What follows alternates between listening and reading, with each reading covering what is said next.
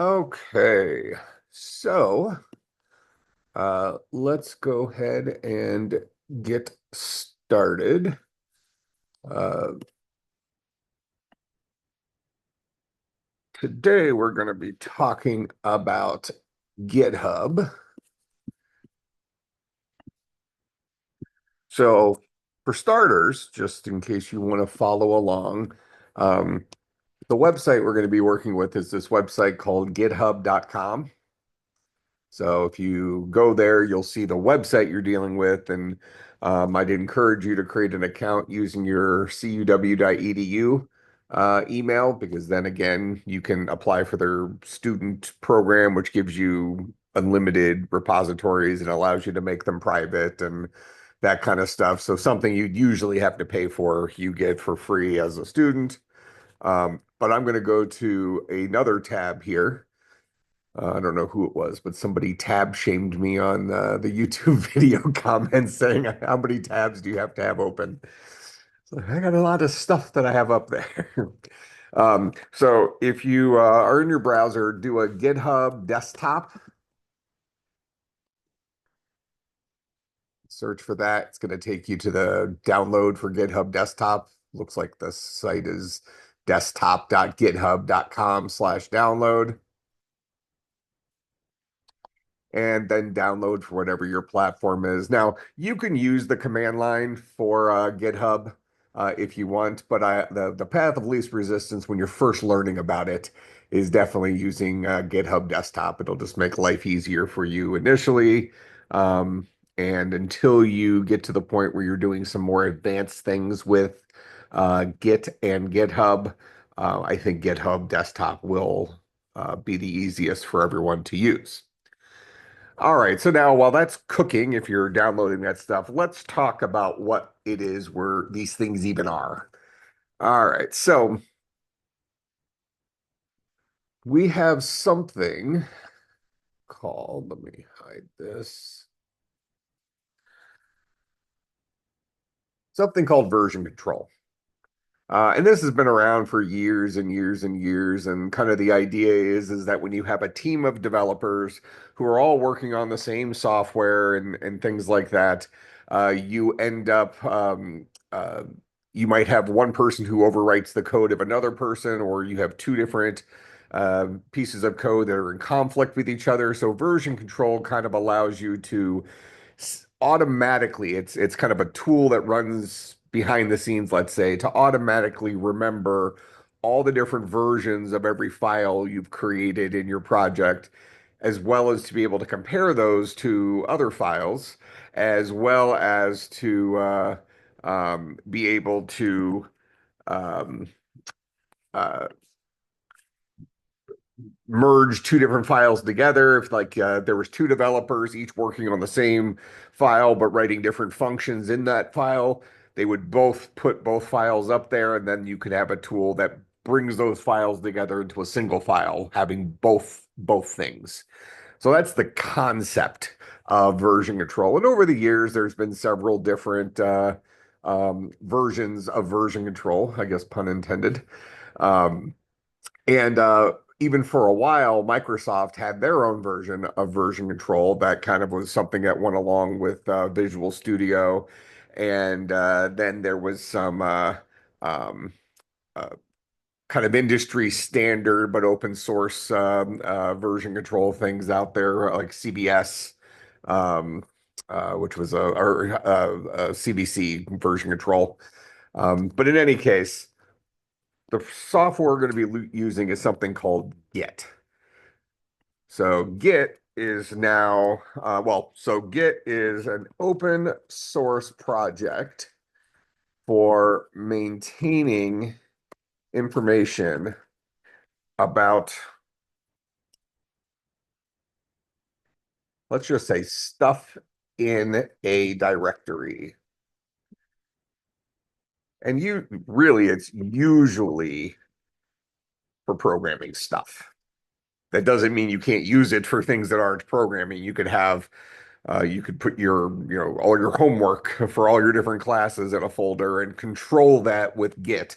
to make sure if you change your paper or something like that and you end up liking the previous one, you can roll back to an older version of it. Probably not a great use for it since there's other tools that kind of let you do similar stuff. But that's the deal here. So Git is this thing. So a directory managed by Git is said to be a repository. That's what they're called. They're called Git repositories. Okay, so now we have something else called GitHub. We add one more thing to the previous slide. A Git repository exists locally on your computer. And Git is a program that runs locally on your computer. All right, so everything we've talked about on this slide has nothing to do with GitHub. It is about a piece of software that's been around for a long, long time called Git. And you can, if you download it, you can get it, you can establish your own version control on your own computers and never have to deal with anything outside of that. But unless your computer crashes and you lose your local Git repository, then you have problems. Okay, but that's what Git is. Now, GitHub is one of many, call it cloud-based sites for storing Git repositories. Another one is like Bitbucket. There's a whole bunch of them out there, but frankly, GitHub's the industry standard. So some people go and look at some of the other ones because the pricing might be a little bit more competitive, and they're all using the same underlying technology called Git. But GitHub is the industry standard. There is a extremely high percent chance that when you go into industry, the place you work will be using GitHub for managing the software. Um, Over 99% chance. In fact, I can't even tell you the last time I heard of a company using something other than that. It would be a small startup company or something like that where they're trying to be as cheap as possible early on, um, until they start making a little bit of money and then almost guaranteed they're going to move their repository over to GitHub. GitHub is now owned by Microsoft. Microsoft purchased it, I don't know, 5 years ago-ish, something like that. So it's been integrated into most of Microsoft's products as well. Maybe that's a good thing. Maybe that's a bad thing for you. Who knows?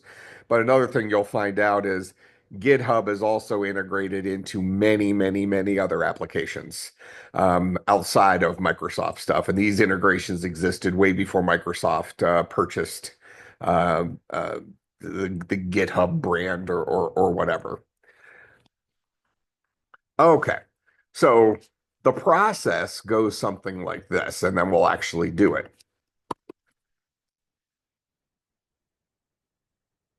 So we initially establish a Git repository in the directory we want to manage. We initially commit that repository to give us our first, call it snapshot of our code. Every time we make changes to the code, usually you wouldn't like update one line of code and then go and recommit it. You'd probably be working for an hour or something like that, and then decide, okay, I'm at a stopping point, so I'm going to go ahead and commit what I have. So every time you make changes to the code, you would commit those changes to your local repository. So at this point, everything that's happened has only happened locally on your computer. When you are ready to have your local repository published to GitHub in the cloud, you will publish your committed repository.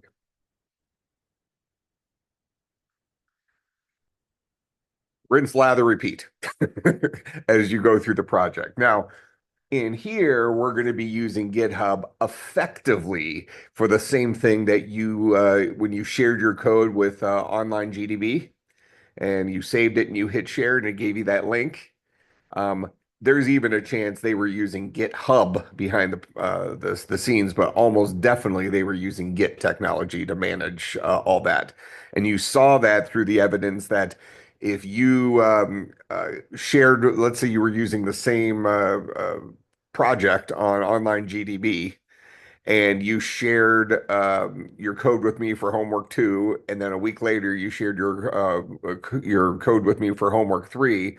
Those were two different links, and I could go back right now and click on either of those links and see a snapshot of what your code looked like then.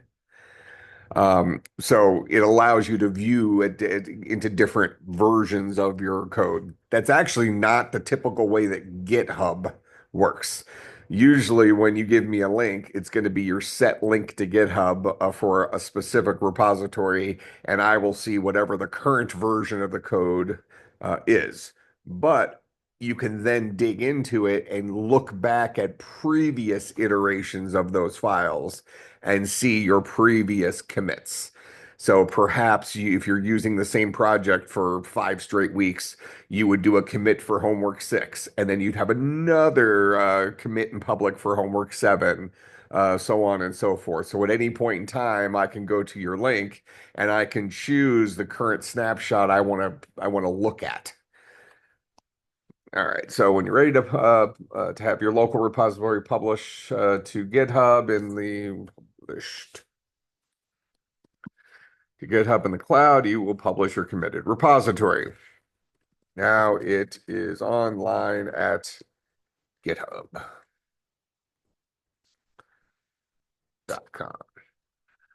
Okay, so that's the overarching process. For us, the main goal, besides you getting a little bit familiar with this tool, is so that when you are turning in your assignments, you will be able to just share with me the GitHub link to your repository so I can go and look at all your code, your scripts. So now let's talk a little bit about using Git for Unity.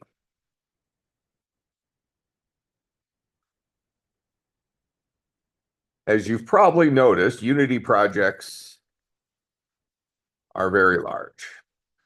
Because once you start, I mean, imagine there's a whole lot of stuff that Unity is doing for you that you're not having to manage at all, and you never even created. It's just doing all this engine stuff behind the scenes. And when it's generating your executables, that's turning into large files.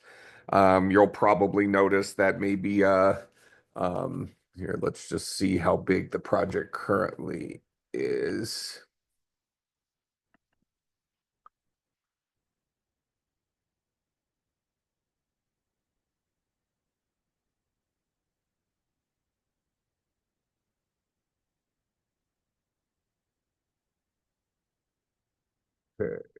Oh, so it's not that horrible currently.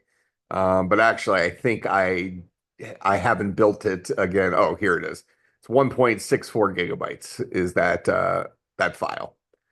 So that's pretty big.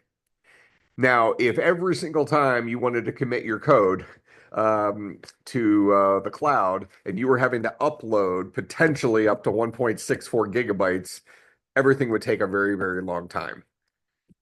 Now, realistically, when I'm looking at your homework, I'm probably not going to be downloading your entire game and downloading, and all your assets, all the images you've used, your textures, your materials, whatever.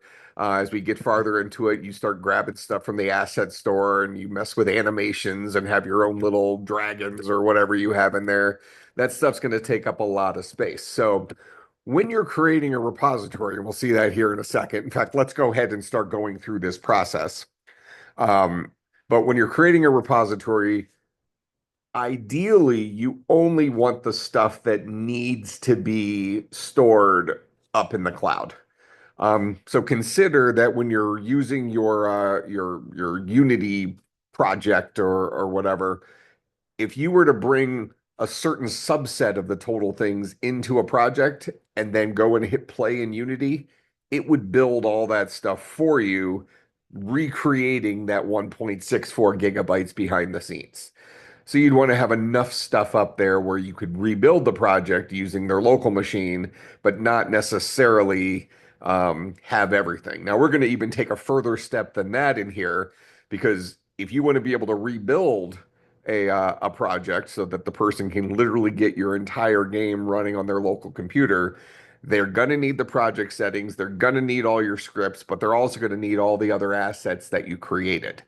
They don't need all the compiled files and things like that that Unity did, but if you have some high definition texture that is, 75 megabytes or something like that, that's something that's going to have to be stored somewhere.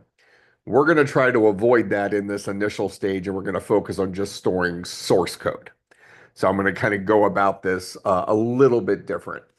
As you were initially starting Unity, if we go into Unity Hub here,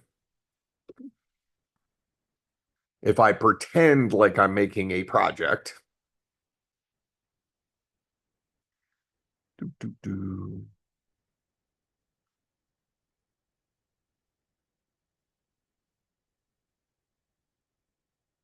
By the way, that program is still running in the background from 2 days ago. So the computer is still slow. All right. So if I were, I'm not going to go through the whole process here, but if I were to say I want to create a new project, pick whatever, you scroll down here, notice that one of these things down here says use Unity version control. This is, I mean, I haven't used Unity's version of version control, but given that Microsoft has a very close relationship with Unity, I almost promise this is using GitHub behind the scenes. Um, and this probably manages it for you to some extent. That makes a couple of the things that you might have to do to manage a Unity project using standard GitHub tools. It might make that a little bit easier, but we're going to use GitHub standard tools because we're not really learning the skill of working with GitHub for our projects in Unity. You're trying to learn it to be able to use it in all your classes and have that experience so that when you go into the workforce, you're also able to use it on the job and that kind of stuff. All right, but this is something that you'll find integrated into a lot of different pieces of software where you can integrate into version control stuff. I'm sure Visual Studio Code has it integrated as well. All right, so I'll just close that. So now if you have your, let me just bring up my Unity project here. I think it's still open. No, I guess it wasn't. So I'll go ahead and open up my Unity project here.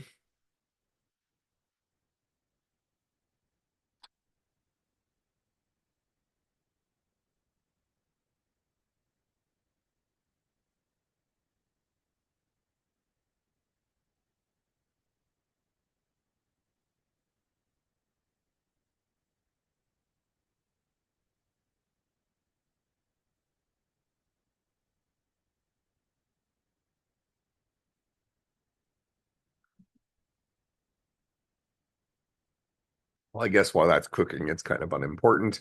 Once you get your GitHub desktop downloaded and you launch it, you'll have something that looks like this. All right. Now, initially, when you first, I mean, you probably won't already have a repository in here. Um, this is actually if any of you do any image stuff, and it could be something that's helpful in Unity. This is some cool software that I wrote using an AI tool that allows you to take, let's say you have a 1024 by 1024 image, so a 1K image, and let's say you wanted to make it an 8K image. You can pass the image into this and it'll use AI to upscale it without losing quality. In fact, a lot of times the pictures become better quality. So kind of a cool tool for upscaling images. Otherwise, if you just resize the image, it gets all pixelated and things like that. And that whole project is like 30 lines of code. There's not that much going on there. It's leveraging a AI model. But in any case, if you inside GitHub desktop, somewhere in there's going to be settings. It's going to be in a similar place. So if you're on a PC, maybe it's under file settings or something. So under settings, one of the things you'll have to do is sign into your GitHub account. I've already done it here, but you'll have to do that. So the first thing you would need to do is go to github.com and create an account.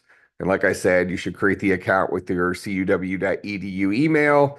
That way it's easy for it to confirm that you're a student when you go to do the education thing. For us, it actually isn't it's not important because you're going to want to make all your repositories in here public, which it's free to make public repositories. That way I can see it. Otherwise, you'd have to play the game of having a private repository and adding me as a collaborator and all this stuff so that when you submit your homework, I can see it. It'll just be easier for everyone for you to make it public and not have to manage all that. All right. But if you, which I encourage you all to do, is start getting the entrepreneurial idea juices flowing. If you decide, now that you're getting some coding under your belt and stuff, that you want to start working on a project with some of your classmates and, maybe try to sell it on an app store or whatever, you can go in and do something with GitHub and keep it private so that the whole world doesn't have access to your multi-million-dollar idea or whatever. All right.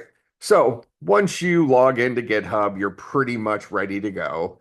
You can click through here and see other things. There's other integrations and stuff like that. In fact, here you already see Visual Studio Code is integrated with this guy.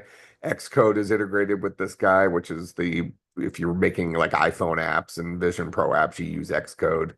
But whatever. Those are things that it's already connected to. Not really important for us. Okay, so once you're logged in here, hit save or whatever, just get out of this screen. And then what we want to do is we want to go ahead and we want to create a new repository. Now, if you do this with a fresh project, it's probably going to be ideal, but in this case, we'll retrofit our project, especially since I'm kind of showing you how to do it in a little bit of a special way. That is to say, now we're back in our project here. If I go to, where's my assets? Or he's not done cooking. Well, in our assets folder, you'll remember that we have a folder in here called scripts that we created. So that didn't come with it. So if I were starting a project from scratch, what I would there we go. Under assets, we created this folder called scripts. If I were doing this from scratch, I would probably generate this folder through something else. So what I'm going to do just to depict that, I'm going to call this guy scripts old for right now. And if you remember in class, I had mentioned that this is for human eyes only. It gives us some organization. From Unity's perspective, it doesn't care where you have all your files. Okay. Now, what we're going to do is inside of Git Desktop, we're going to go to File, New Repository. And I'm going to go ahead and name this repository, I don't know, what, CSC2050.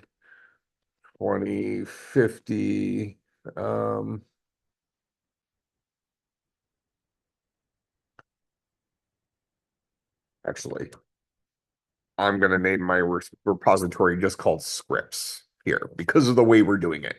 You would usually name your repository the name of your entire Unity project, and then go and build your Unity project and put it in the folder that you generated here. But in this case, I'm only going to be asking GitHub to track our scripts. That way our repositories are nice and small. It's just going to be our source code, that kind of stuff. And then what I'm going to do is I'm going to go for the local path where it's going to live. I'm going to go to choose. Here's my Unity project. Here's the assets folder that's already in there. Here's that folder called scripts old that I just created. What I'm going to do is I'm going to create a new folder in here called scripts.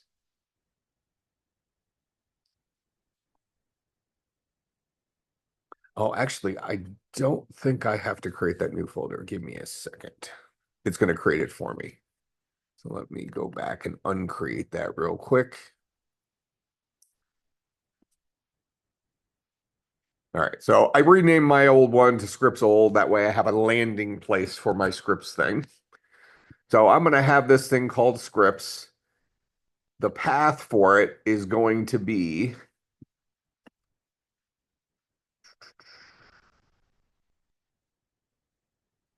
inside the assets folder. Ultimately, I wanted to create a folder called scripts inside of here. That way it'll show up in Unity. So I'll just go ahead and select that. All right. So now because of what we're doing here, this is actually probably enough. But I'm going to talk about this thing right here called git ignore. Let's assume that we were working with a large Unity project that has a whole bunch of stuff that we probably don't want to store. If you hit the drop down on that git ignore, you see there's a whole bunch of stuff already pre-coded in here. You can create, and what this does is it generates a file called a .gitignore file. And in most operating systems, any file that starts with a period will be it'll be hidden by default. You'd have to use a setting that says show me hidden files. Okay, so there's a lot of hidden files all over your computer that usually hold configuration type stuff. So ultimately, what this is doing is it's going to generate a file called .gitignore for us that the Git software looks at to find out which files should I be keeping track of and which ones should I be ignoring because they're not important, or in this case, Unity is going to rebuild them for me as long as I have the basic stuff. And if you scroll all the way down, you'll see that there's already a pre-programmed one for Unity right here. So if you were to select this one, it would install a .gitignore file that works for Unity, and would give you the smallest footprint you can have for Unity, storing your entire project so that somebody else who wanted to go and download your repository would literally be able to run your game from scratch.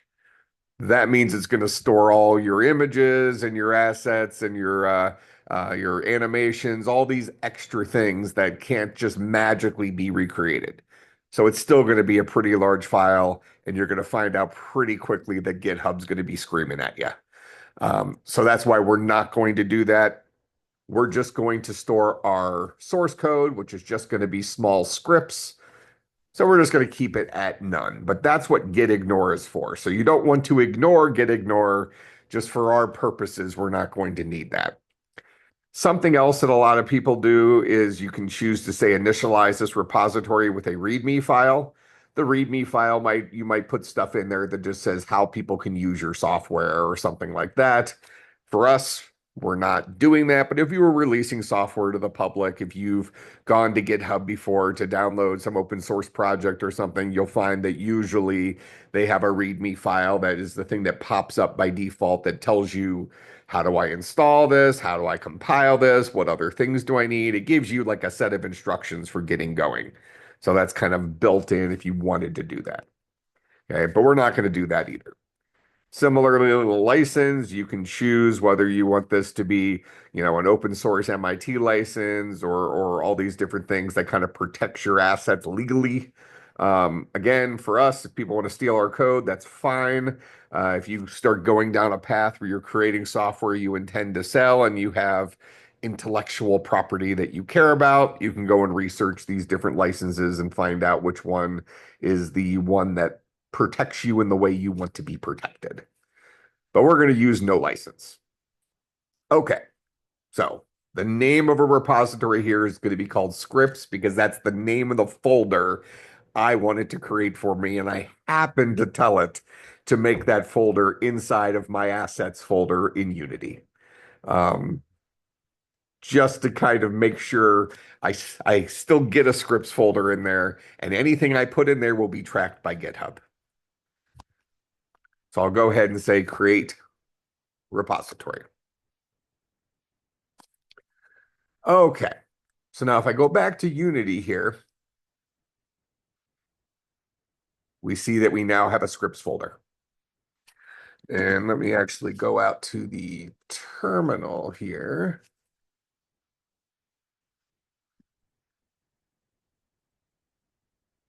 This is actually that software for converting the images. Let's see. Just do this. Let me do. So I'm going to, here's that scripts folder. So when I do a directory listing on that scripts folder, I'm at a Unix terminal here. So ls gives you a listing. If you're at DOS, it'll be dir. Doesn't exist over here, but whatever. If I do ls-a, this shows me all files, including the hidden ones. So notice we have a .git file and we have a .get attributes file. These are things that were created automatically for us when we created the Git repository. All right, so now here's a quiz for the group. This is more of a computer user question. You will find that every single directory on your computer, if you were to look at hidden files, will have a file called dot and a file called dot dot. Can anybody tell me what those are for? Make sure you unmute yourself to yell. Sorry, what file? The one that says dot here and the one that says dot dot, 2 periods. Those will exist in every single folder you ever create on your computer. This has nothing to do with GitHub. So I'm wondering, this is a file system thing, and it's an important thing for computer scientists to understand. And because of the way we learn how to use computers today, a lot of us don't. So what is the Okay. dot file for? I guess it represents like the root of the folder, like the Okay. main access point. And what about dot dot? Like its content. So dot is the current directory. So if I do, let's say I had a file in here called execute, I could say ./execute. And that says go to the current directory and run this file. And that's actually an important thing. You're like, well, why wouldn't I just type in execute if I'm already sitting in the directory? So if this was a executable file, it's already in the directory that I'm currently in. I might not be able to just type in execute and press enter and have it run, because it's only going to check when I type in something here and I press enter. This is kind of like scoping rules in code.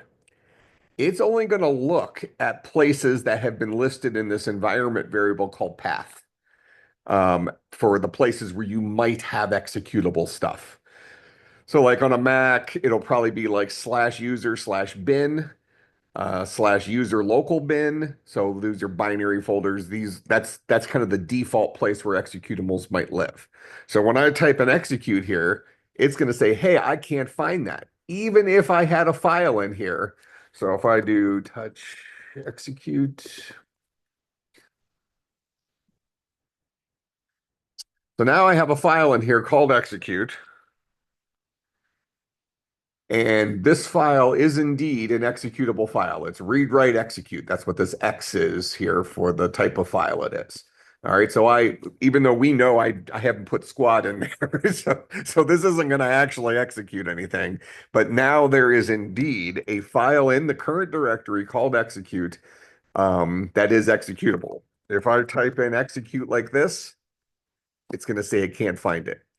because it's not going to look in the current directory. It's looking at all the places that are listed in this environment variable called path. And these are places that um, typically have executable files. So I have two choices. I can either add this directory right here to that path variable. And if you're going to have a lot of executables running out of this directory, that might be a smart thing to do. Or I can say dot slash execute, and that will run that file. And it did nothing because the file has nothing in it. All right. But so that's what that dot directory is. It says look in the current directory. Dot dot says go up one directory. The directory right before this, which would be the asset folder. So if I do ls dot dot slash and press tab, it'll show me all the stuff that's in that folder up there. If I just go ahead and move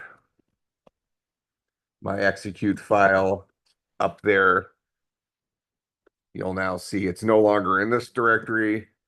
But if I move up a level, execute somewhere in here now. There it is.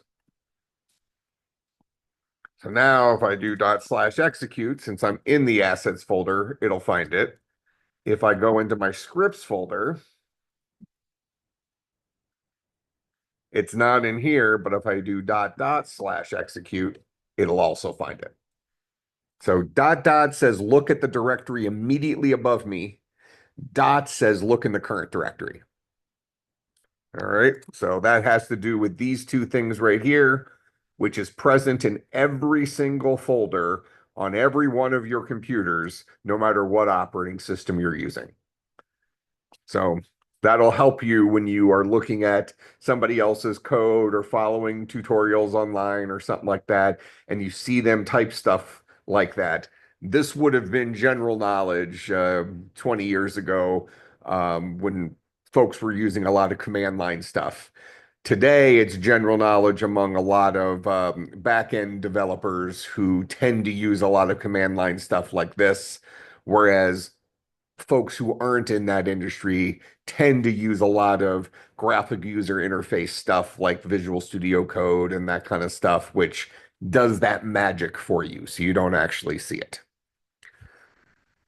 Okay, so that was our little segue, but an important little thing to tuck away because that's something that will apply to you using a computer for the rest of your life.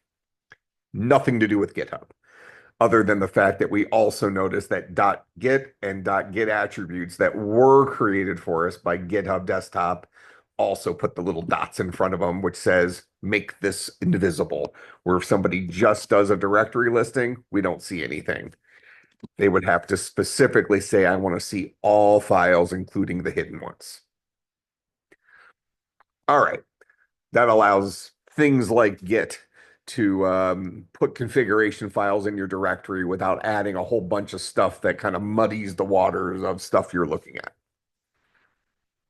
All right. So now what I'm going to do over here well, if I go back to GitHub Desktop here, you'll see that right now, there's nothing in this folder, and we can see that over here if I go to my scripts folder. Oh, let's get rid of that execute file.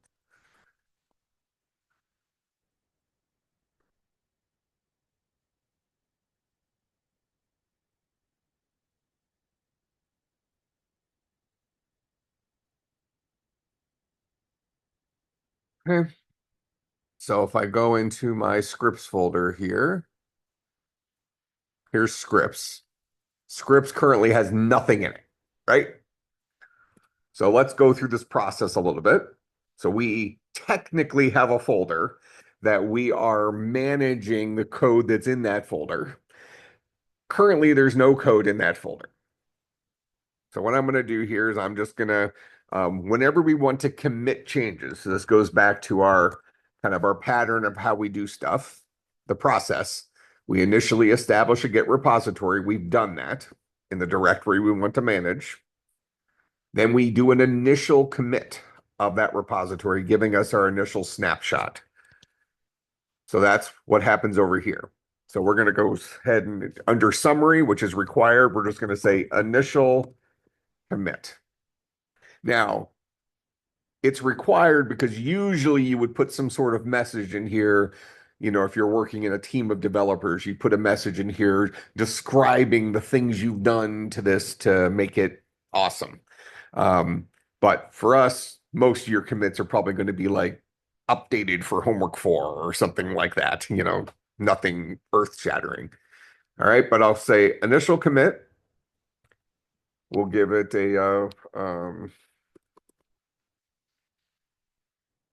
oh, I had already done that.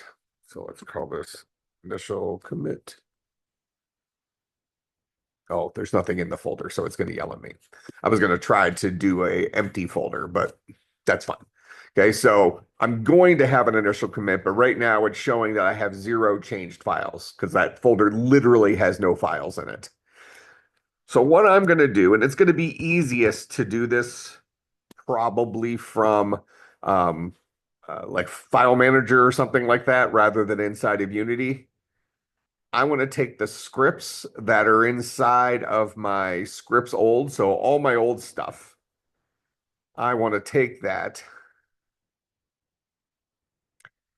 and I want to put it inside of my new scripts folder.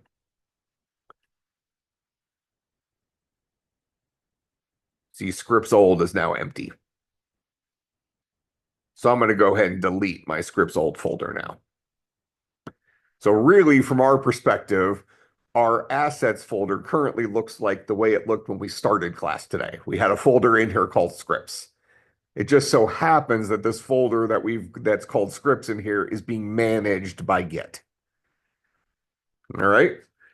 Now, if I go back to GitHub desktop thing, notice it sees there's been 14 files that have been changed. It no longer is empty. Now it's got stuff in it. So now I can go ahead and do my initial commit. I can say commit to main. Main is the default name of your repository. There's something called branches when you get into, Git at a larger level. So maybe you have software and you have a release version of software. Maybe version 1.0 is released and you're currently working on version 1.1. You would create a separate branch for 1.1 so that you can work on that and make changes that don't break 1.0. And then as soon as you're ready to release your update, you can then merge the official branch to be instead of 1.0, it would be 1.1, something like that. That's what it's for. We won't be using that in here. That's just kind of the background for it. All right, so we have committed those initial changes. We go back to our keynote here. So we did our initial commit. So it gives us our first snapshot of the code. Now, right now, that code only lives in our local repository. This has nothing to do with GitHub yet. It's only Git. So we are using GitHub Desktop, which installs the Git software on our computer to do this stuff. But at this point, we have not actually integrated with GitHub other than logging in when we did our settings a few minutes ago. So now what I want to do, since the local repository has been updated, and in all honesty, you will probably rarely ever work with your local repository. Your local repository effectively is just your staging area to prepare it for publishing it to GitHub. So now what we'll do is we'll go ahead and say, I want to publish this to GitHub. So initially, we're going to be publishing it. Then we'll be pushing updates. So I'll publish this. It's asking us, we're going to be publishing it to GitHub. What do you want to call it? This is where you now have the opportunity where maybe instead of calling it scripts here, where you're publishing it, you might call it CSC2050 um, dungeon crawler spring 2025, something like that. All right, so we're purposely renaming it because when we go and find it on github.com, we'll be able to identify this project instead of it just being called scripts. All right. Now, I'm gonna, and this is an important part for when you're doing your homework assignments. Make sure you uncheck this box that says keep this code private. Now, if you have an organization, you can choose it. Otherwise, it's not important. And I'll go ahead and click Publish Repository. All right. And it is done. So now you can click on that button that says View on GitHub. We'll see here that I am on GitHub's website. And it's at my repository / the name of this project that I created. And here are all those source code files. Here's my room manager.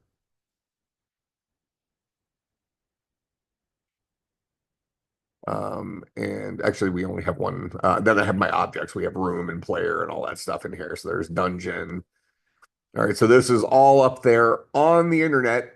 So what you would do for your homework is you would, if I go back to this baseline, you would give me this link right here. So if I said submit a link to your GitHub repository, you would give me this link. You actually could just give me everything up to this point. So if I put that link in just like that, it'll take me to this page. All right. Now, if I make a change, so let me go back to Unity, and I see we're getting short on time. That's okay. We're in good shape. All right. So let's just, for the sake of argument, I'm gonna come into my scripts folder. I'm gonna create a new mono behavior script. I'll just call this guy git test. All right, and we'll let it generate the default script. We're not going to attach it to any sort of game object. But the point here is we have now made a change to our project. We've now made a change to our project. So now if you go back over to Git Desktop, see it notices those changes. So now what we can do is we can say, it makes us put in a summary for a commit, added a new file or something, whatever you want to put in there. Then say commit to main. And again, all this did is update the local repository. This has not changed GitHub at all. We want to ultimately make this show up on GitHub. So if I go over to GitHub here real quick, and I go ahead and refresh this, you see that we do not have a file in here called test git. It has not arrived in GitHub yet because we have not pushed it. So once you have initially published a repository, from that point forward, whenever we make local updates, whenever we have local commits, and we want to make our global GitHub repository equal to this one, you can say you want to push that change. So we're going to push it to something called origin. That's what GitHub uses as your core starting point. So you can either do it from up here, or you can click this button right here, push origin.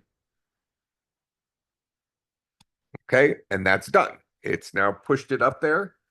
If I go back to GitHub here and I hit refresh, we'll now see our new file here called git test that we just created. So what I want you to do for homework